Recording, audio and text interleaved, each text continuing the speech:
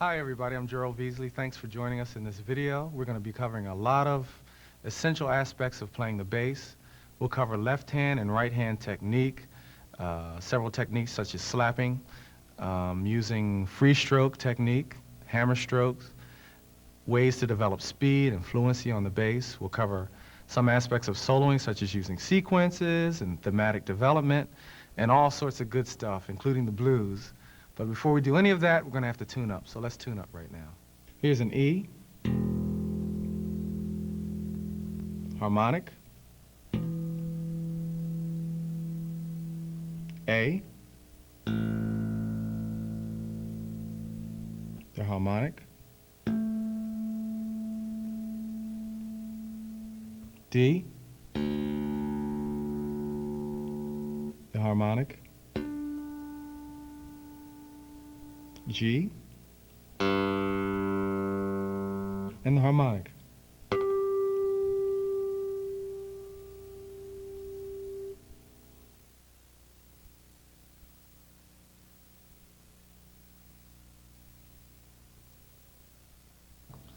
All right, in this section, what I like to do is get into technique a little bit. What I like to do is teach the left hand separately, because you can concentrate that way on each hand without having to think about the other. So we'll start with the right hand technique, and the first thing I'll show you is the free stroke. And what that involves is normally either 4 fingers or 3 fingers of the right hand. We'll start with 3 fingers, and it'll be thumb, index, and middle. And what we do is we're going to use the A string, D string, and G string. And on those strings we'll play the notes E, B, and E. And we're going to assign the thumb to the low E, the index finger to the B, and the second finger to the high E. And what we do is play it in that order: thumb, index, middle. Thumb, index, middle. Now as you play the strings, what you're going to do is the thumb will come to rest on the next string. It'll play the E and come to rest on the string where you're fingering the B. Okay? The index finger is going to curl up. It's going to attack the string and curl up. It's not going to come to rest on anything except your hand. And the second finger will do the same thing. And that's why it's known as the free stroke, because the fingers are free from attacking anything after the string. So we play it in that order again: thumb, index, middle. And if you get it rapidly enough, you get a nice rolling sound. Now with this exercise, as well as any of the exercises that I'll show you, there are several ways you can do them, and you try to, even on your own, think of as many different variations to use as possible. So in this case, you can start, instead of starting with the thumb, you can start with the index finger and play index, thumb, middle.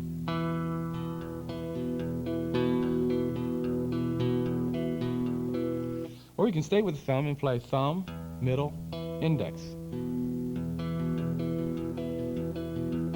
Now all the different combinations are listed in your book, so you can just refer to that and try to experiment. You can come up with stuff like this.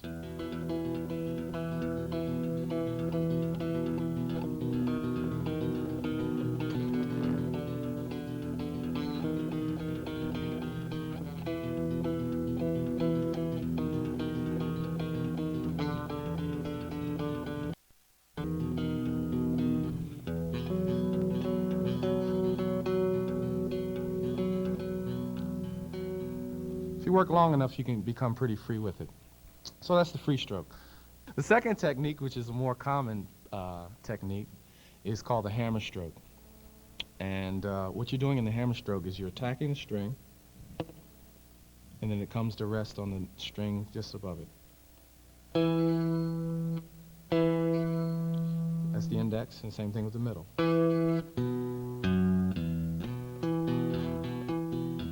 Now, to get it really fluent, I have some exercises that I use, and what they are is playing open strings using 16th notes in different groupings. The first grouping that I use is 8 strokes each. So 8 strokes on the E string, 8 on the A string, 8 on the D string, 8 on the G string.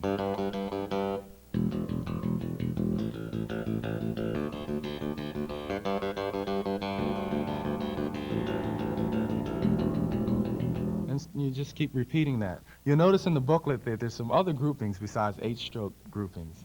And the next one listed is 6 strokes.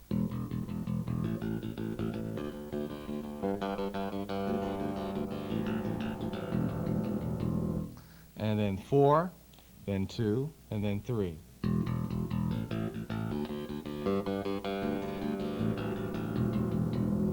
Okay, and you repeat that several times.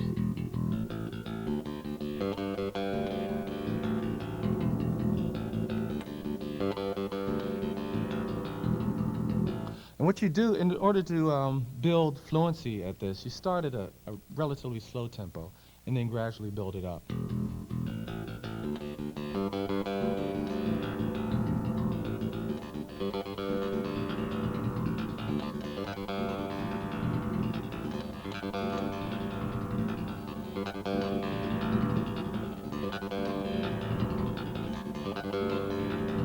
And what I like to do is get to just where I reach the point where it's starting to become a little uncomfortable, where, you know, the tempo is a little shaky, and try to stay there, and that's how you gradually make progress in your speed. And you get to that area where it's just a little uncomfortable and try to stay there and work through it.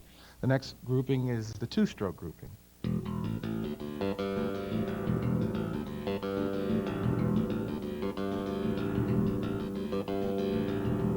And do that several times.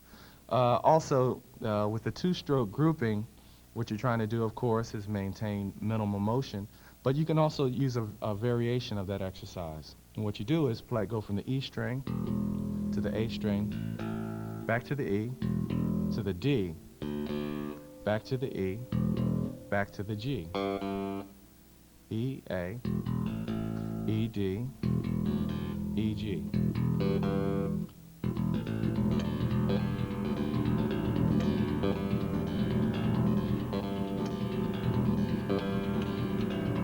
So that gets the fingers really in the habit of having to move those great distances, and it'll also make you really focus on finding good forearm positioning, because it's impossible really to play this and move the whole arm. You're going to have to find that minimal motion position where you're only moving the fingers. The last grouping that's shown in your booklet is the 3-stroke grouping. Let's play it like this.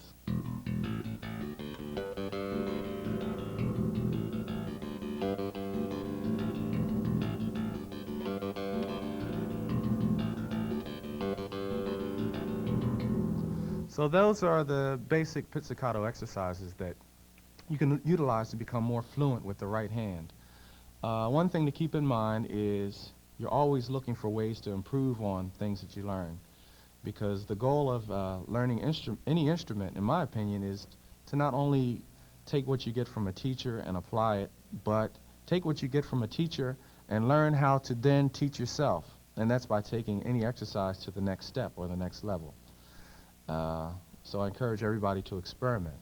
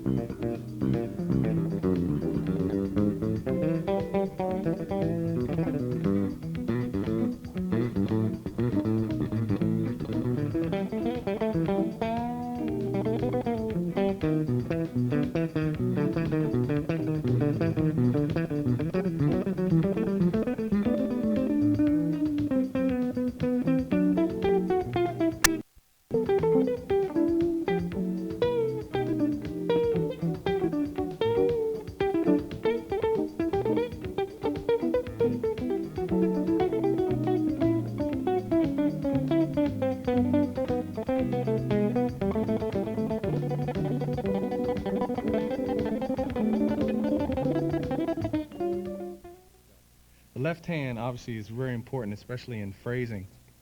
And what I like to do also, just like the right hand, is incorporate minimal motion. And for me, that means keeping the fingers relatively close to the strings when you're playing. You don't want it kicking way out like this. Especially the little finger always wants to get far away from the strings. So you try to relax and control that.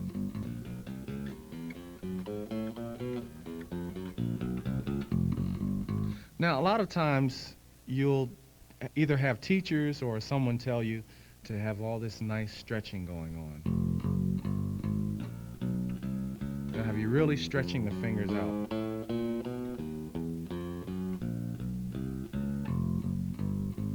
For me, I'll always notice that when I really tried stretching that a lot of fatigue set in, and it's really not necessary. All you have to do is move the hand a little bit, keep the hand kind of relaxed, and you're just moving the hand a little bit. It sounds just as good. You get just as smooth a legato without all of this tension happening here in the wrist area. And you want to avoid that at all costs. I try to keep the hand cupped so that we're playing with the fingertips instead of the real fleshy part of the fingers. That produces a better tone, and it produces a better technique. The placement of the thumb behind the neck is very important. What I like to do is keep the thumb somewhere in the middle of the neck. I know this seems very basic, but it's good to remember to do that. And also the thumb should be positioned so that it's directly behind the middle finger and second finger. Okay, so that's more or less in the middle of the hand. Okay, hope you can see that. And also you're maintaining the cupped hand technique. The thumb is always going to want to creep over. So you just try to resist that. After a while you can get used to it. A good left hand exercise for developing good technique is permutations. And all they are is chromatic exercises that are done in various orders to get the left hand used to doing things that it ordinarily wouldn't do. I mean, normally in bass lines we don't play a lot of chromatic lines. We play things like this.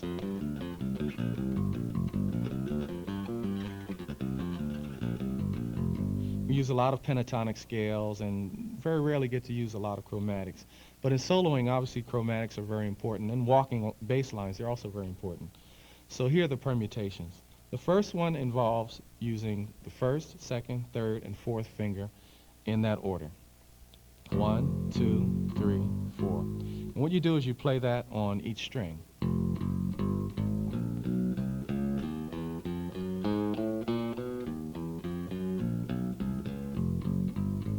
That one is relatively easy, so you don't have to play it a lot at first, but there's certain of these permutations that I'll show you that are more difficult than others, and those you really have to force yourself to drill on. The second one is going to involve the order of 1, 2, 4, 3.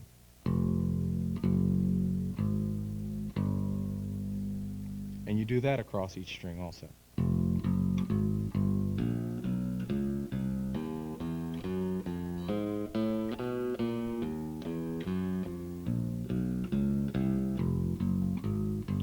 The next one is 1, 3, 4, 2.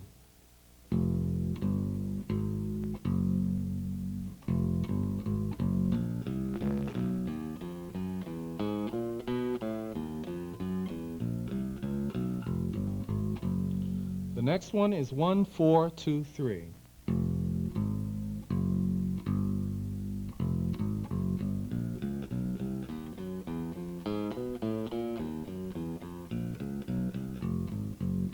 The next one is 1, 4, 3, 2.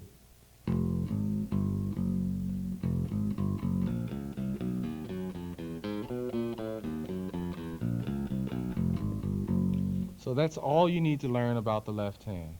Right. There's some more of these. And they start with the other fingers. Instead of starting with the first finger each time, the next series of permutations starts with the second finger. 2, 1, 3, 4.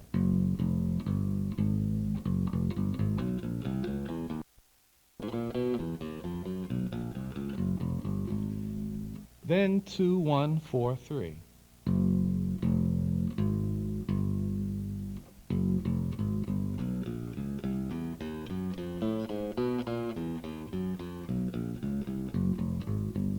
Next is 2, 3, 1, 4.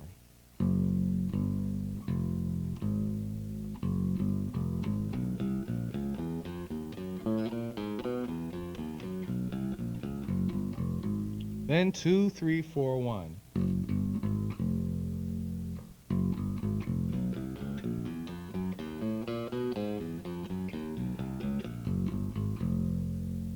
Next is 2, 4, 1, 3.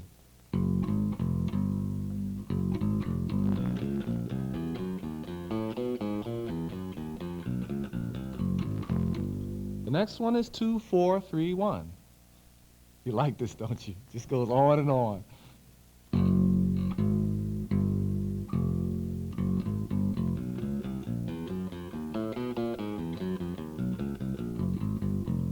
And the next series starts with the third finger, and they're all listed in your booklet. And the last one starts with the fourth finger, and there again, we've been good enough to include that in the booklet. You also want to play these permutations up and down the neck instead of just in the one position. So you can do it in a more linear fashion. The first one would go like this.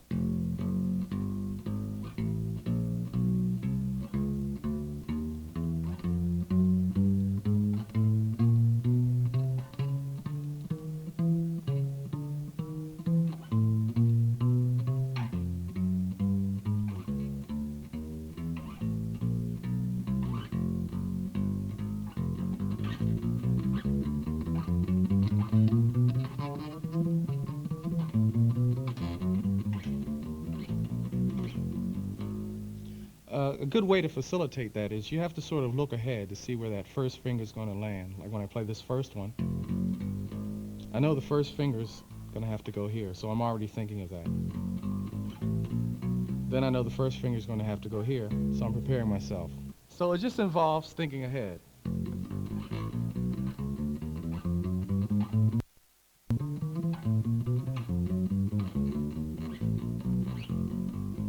And of course you do that not just on the E string, but on the A string, D string, and G string as well.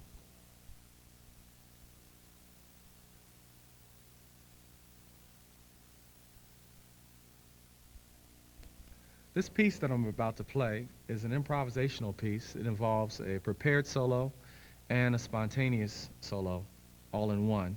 And it will enable you to use a lot of the techniques that I've already shown you, and as well as develop your ability to improvise.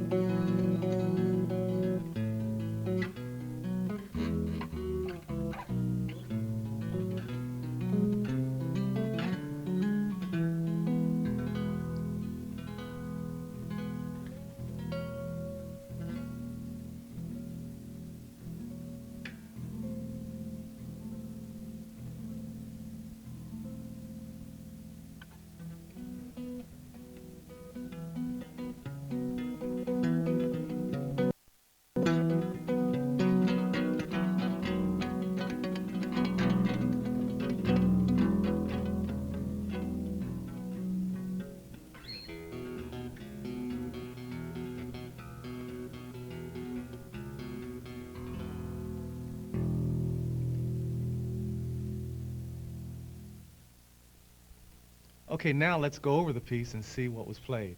The first section involved the use of a slap technique that I call the open hand slap technique. And the exercise is written in your booklet, but basically what it involves is the muting of the strings with both hands, as well as the slap, which is more common with the thumb. So it involves a slap with the thumb, and then muting with the right hand and left hand. The first part of the piece is in 6/8, and it goes like this.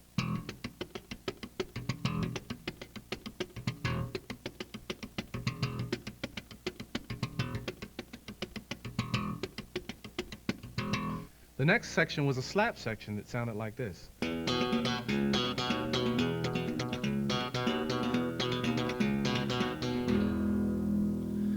And all that is a slap that involves using E and then B on top. And the B continues to ring throughout in sort of a drone. You move down to D sharp after the E, then down to C sharp, and back to D sharp.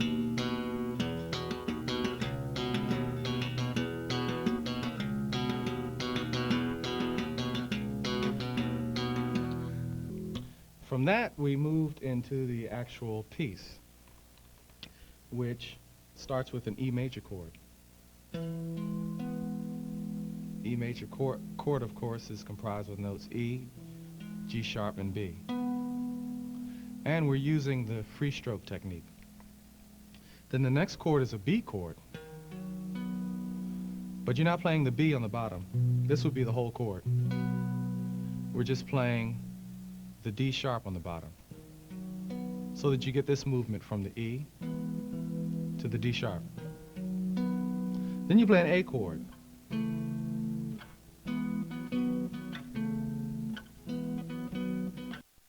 To do in creating a piece or learning a piece is, if you don't already do this, utilize this principle, and that is the idea of the power of repetition.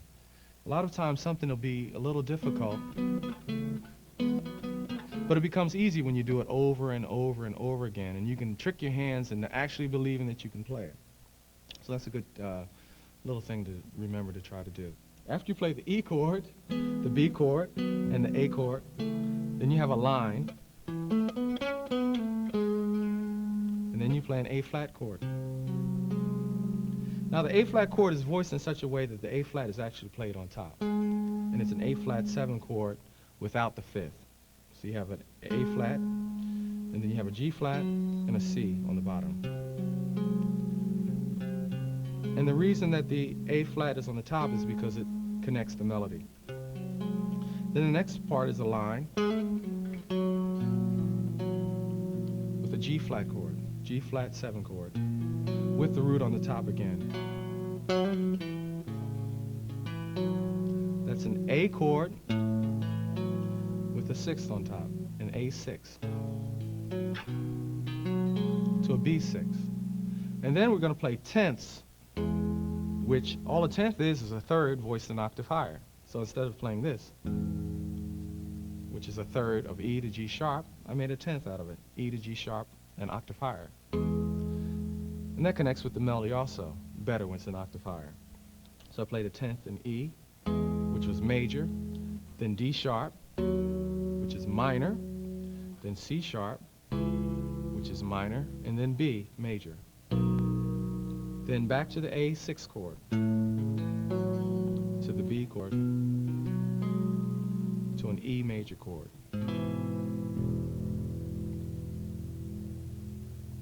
And from there, we start to improvise. I tried to keep a little ostinato going with the low E string.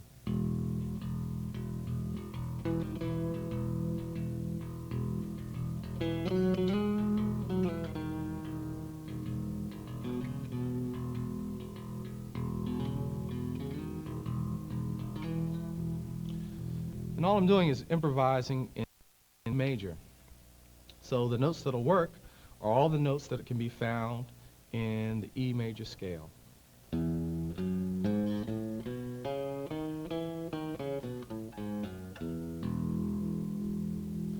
A good way to start to learn to improvise is to utilize the development of one note.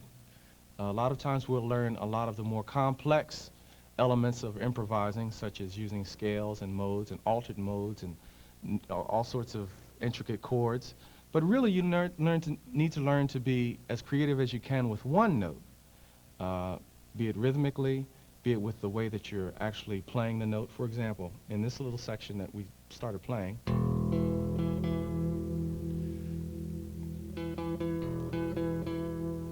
just playing E, you can do so many things with just the E.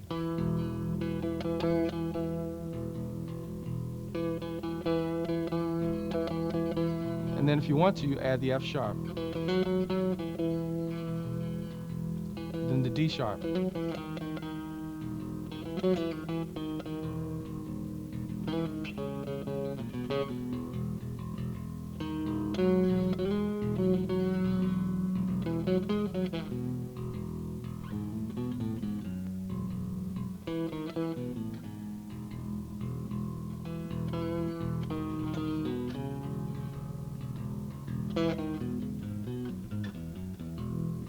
not using any notes that are found outside the E major scale. It's all this. Of course, I went up into the next octave, up to the G sharp, which is the third. But you can create some kind of interesting things just staying within a limited range and just using rhythm.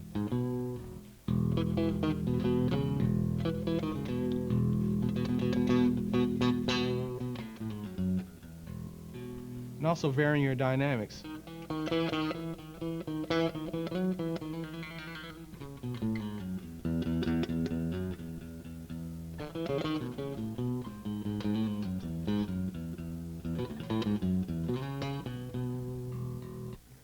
The next part of the tune involved an improvisation in C sharp minor, and I used a series of chords to enable me to do action. I started with A, to B, to C, to D, to C sharp minor, to an F sharp 7. And I'll play that again.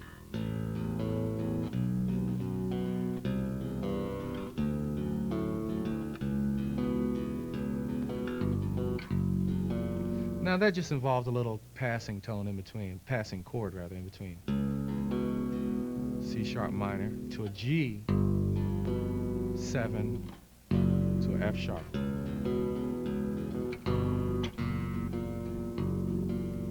And then after doing that a couple times, got into a groove.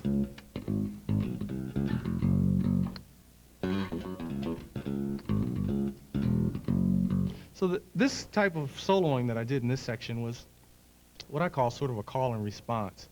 A lot of times if you're playing a solo with only a drummer or an unaccompanied solo, you have to have something that's holding it together. In this case, it's this little bass line. Or any variation of that, just from C sharp to F sharp 7. That slow is. There's so many variations you could play on that, just involving C sharp minor and F sharp 7.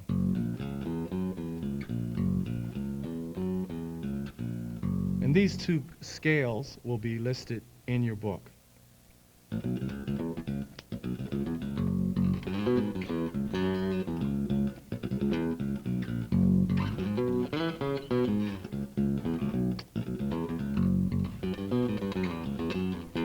And all I'm doing is, in between playing the figure,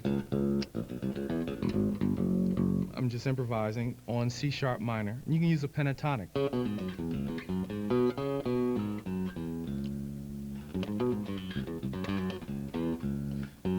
And for color, use the blue note, which in this case is a G. And that's just a half step higher than the perfect fourth.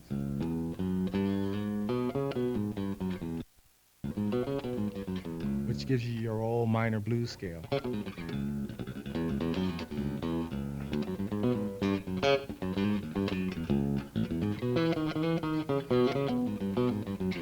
There are a lot of choices that you can use to play over C sharp minor. You can use the Dorian scale, which is this: C sharp, D sharp, E, F sharp, G sharp, A sharp, B, and C sharp.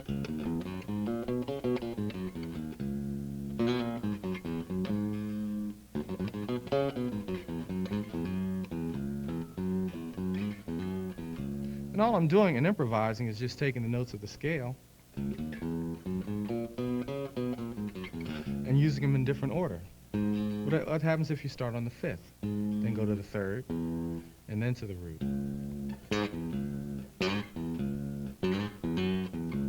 So it's not what you play, basically, it's how you play it that sometimes is overlooked, that really is the essence of improvising.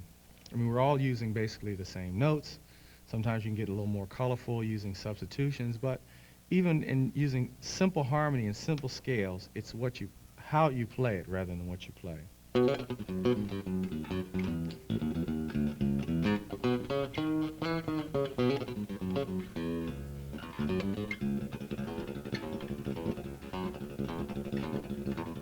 I remember doing something like that in that earlier piece. And all that is keeping a C sharp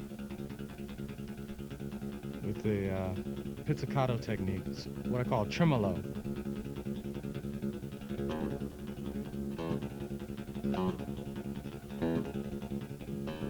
And while you're playing the C sharp, you shift over and play other notes in the C sharp minor scale, like the D sharp, the E, the F sharp, and back down.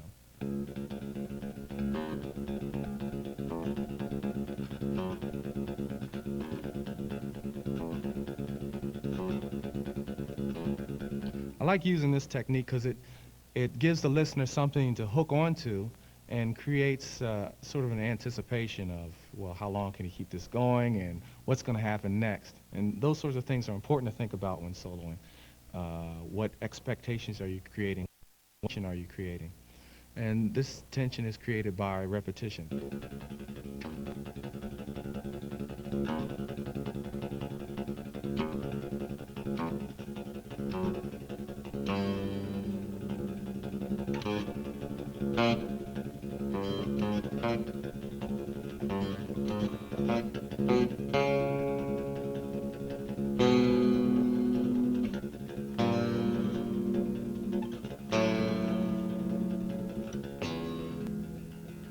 So a lot of different things you could do with that little technique. The next section of the tune was the recapitulation of the melody, which means I just played the melody again. But it's always good when you're doing something that you've already played before to somehow contrast it. So earlier in the piece, you heard this section played like this.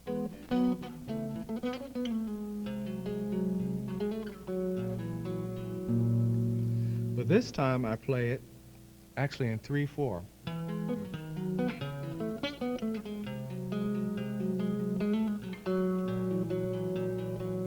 So I'm playing that free stroke technique, but instead of playing the notes simultaneously, the notes of the chord simultaneously, I'm playing them in an arpeggio fashion.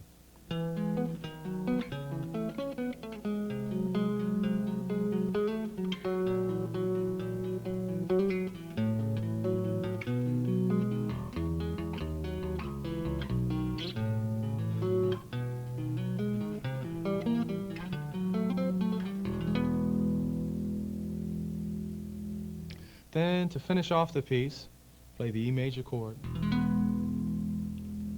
then E with an F sharp major on top,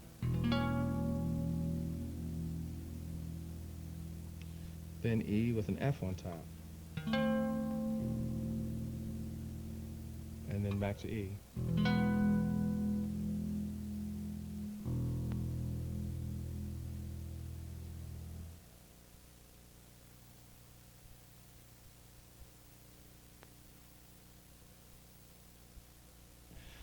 What I like to do is, here's that word again, minimal motion.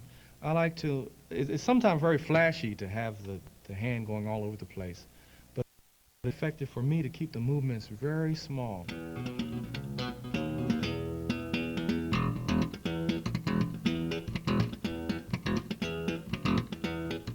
And if you're not familiar with slap technique at all, it just involves using this part of the thumb. Hope you're getting that on the camera.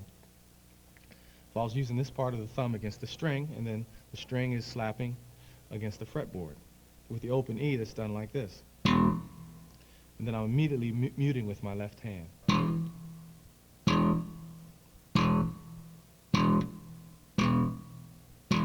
And it takes a little time to get the sound to be just right.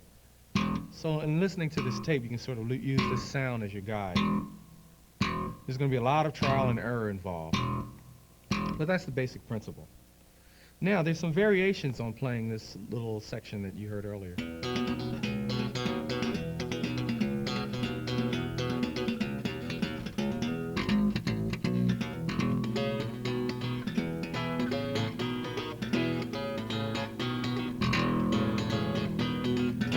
Now, instead of just slapping single notes, I'm slapping double stops. And double stop is when you're playing two notes at the same time.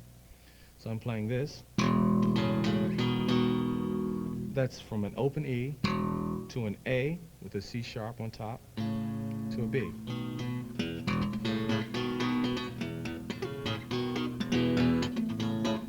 And then sometimes I'll play an E, B, and E.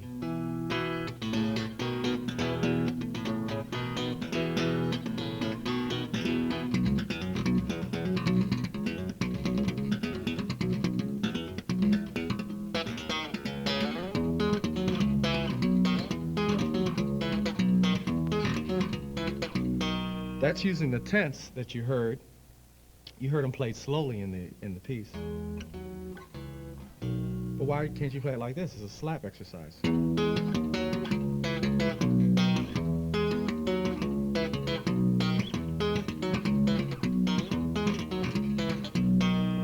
that brings up another point. When you're doing slap, it's typical to use mainly minor pentatonics. which sounds hip enough, but it's nice to get away from that and do some major stuff.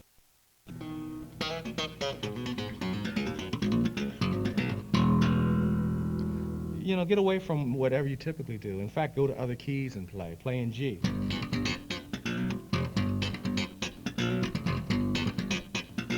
And that just involves playing this: G to an F, G to E to F.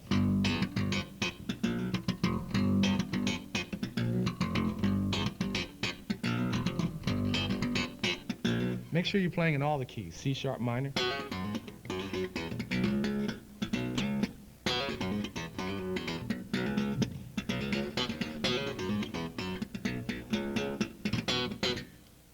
That brings up another point, muting.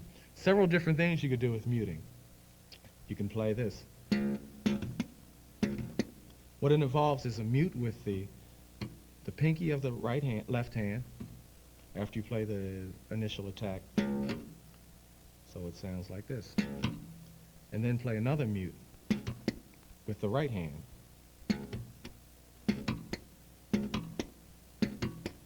And then a pluck on the top.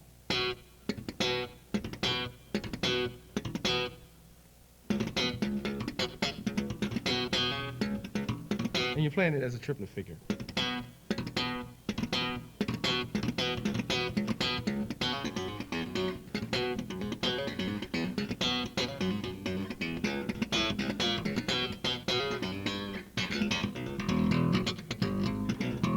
Here's a little slap groove that you can use to work on your slap technique.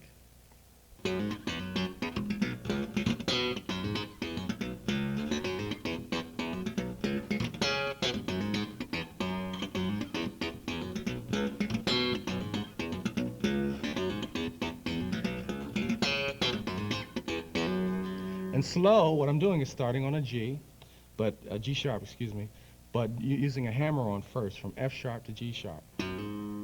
And a hammer-on is where you play one note, sound it with the right hand, and then play again with the left hand another note without slapping in between. And then I did the same thing down a whole step.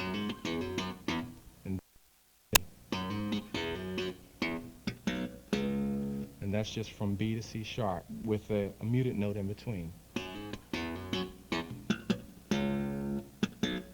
That's from B to C sharp. But before I played the B, I played a muted note on B.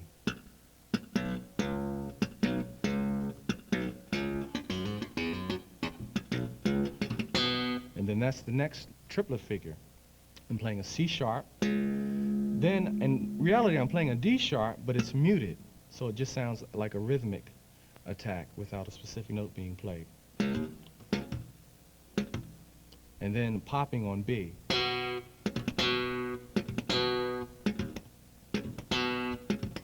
And also the right hand is doing some muting. So it's play C sharp, mute, left hand, mute right hand, and pluck.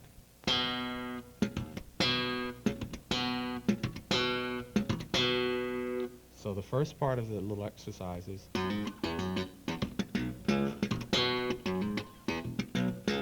and then the second part is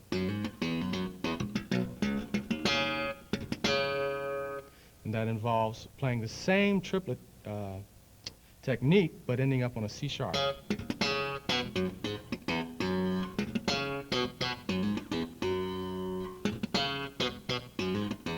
Slower, it's so it's a good little thing to practice.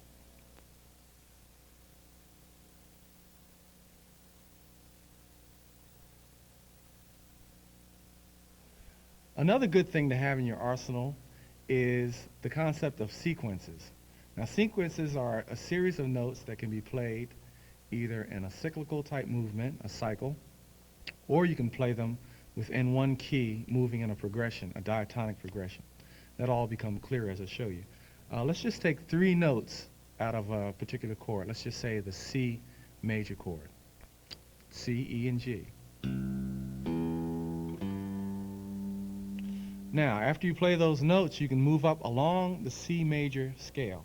The next starting point will be D.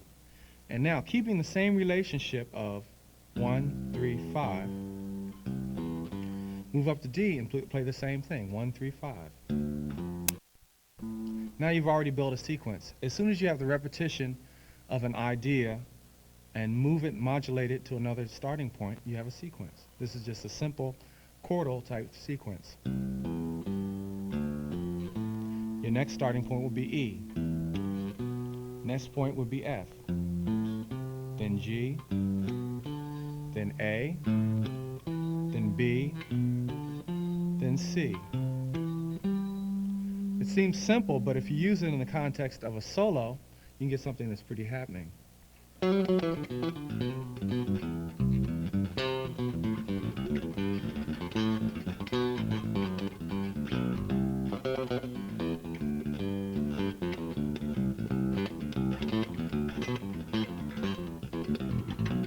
All those are just sequences, but it's how you play them. Just try a little rhythmic displacement. Now, when we're playing it like this,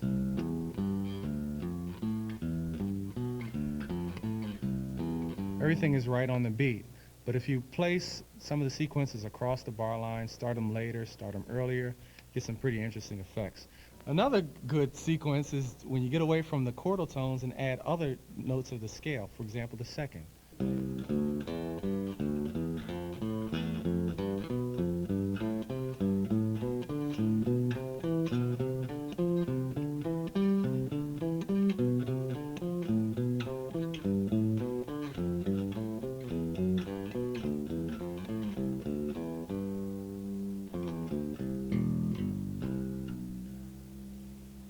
So use your own imagination in creating sequences. You can just take any combination of notes or scale degrees that you would find in a particular scale. We're still working with the C major scale, so just take something at random.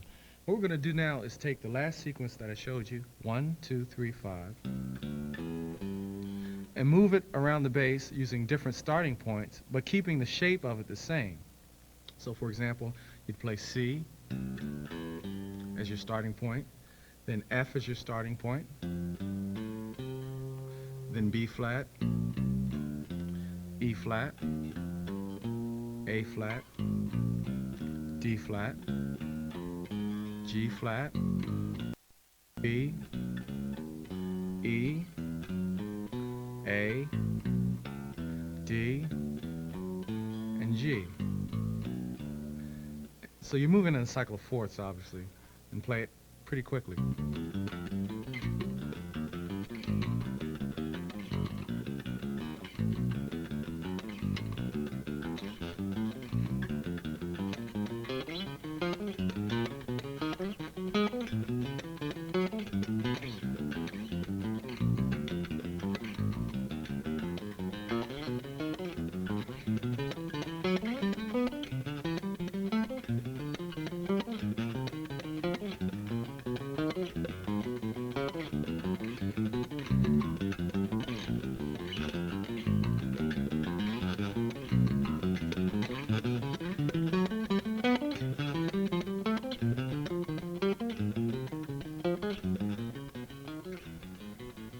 So forth and so on.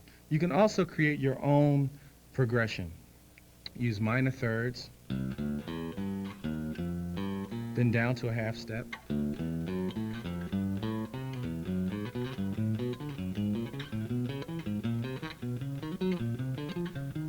so I'm going up a minor third, down a half step, up another minor third, down a half step, up a minor third, down a half step, up a minor third.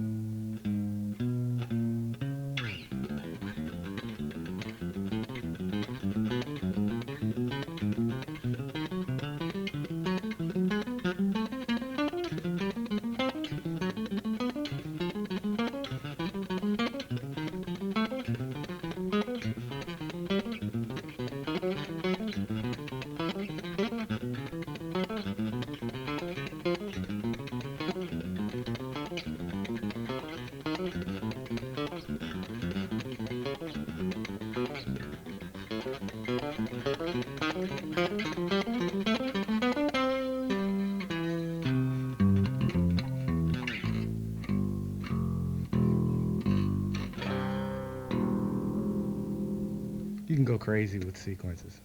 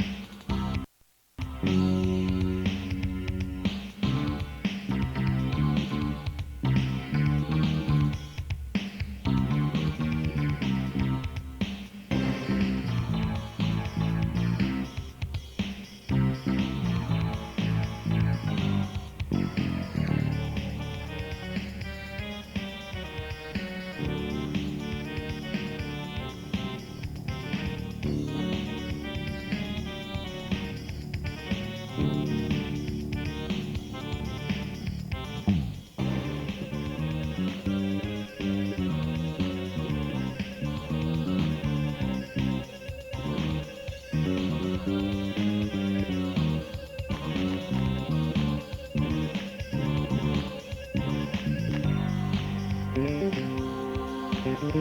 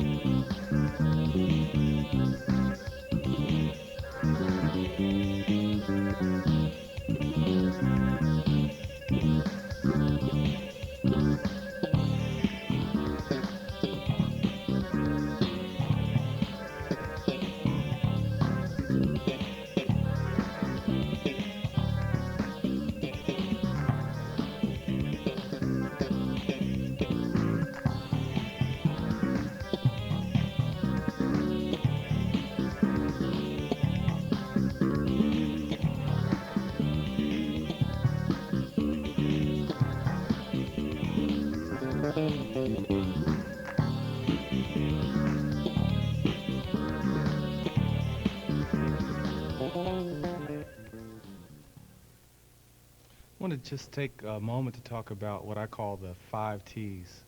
This is an important part of playing any instrument in music. It's a part that sometimes is overlooked.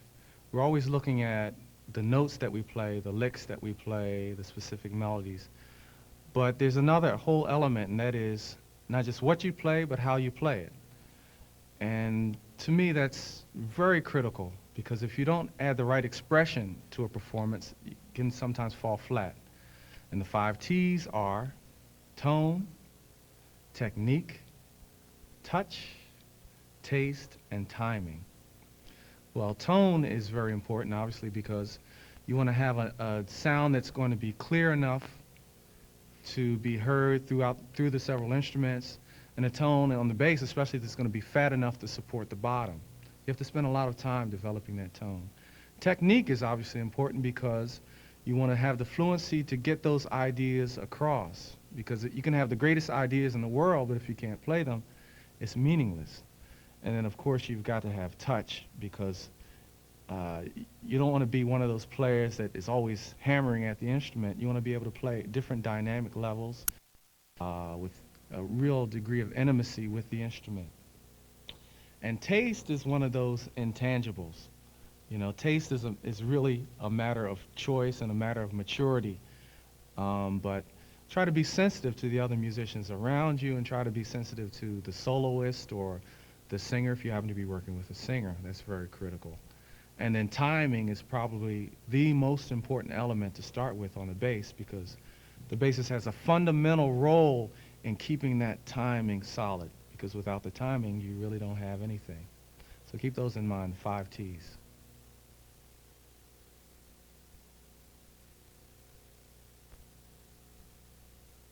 Now we're going to do a little demonstration of playing over the modes.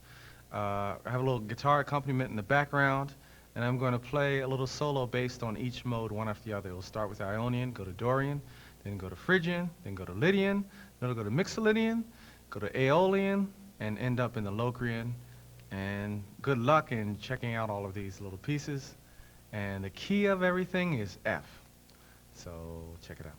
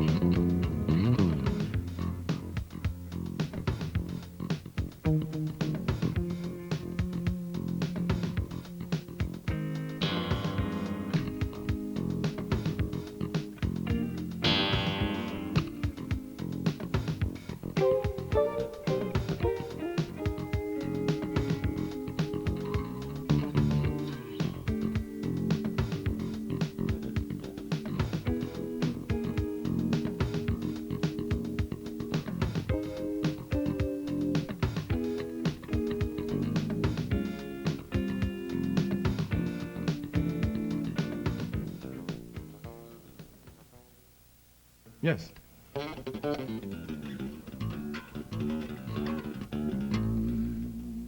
Yeah.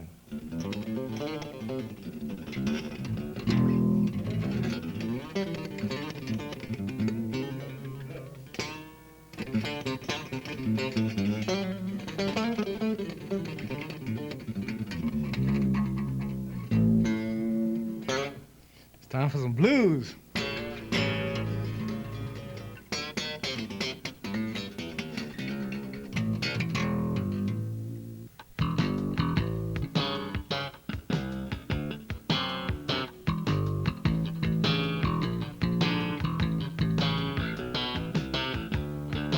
Thanks for checking out the video. We hope we've given you some ideas to spur your creativity and some technical exercises to enable you to play more fluently. And just keep practicing and hang in there. We'll see you the next time. Thanks.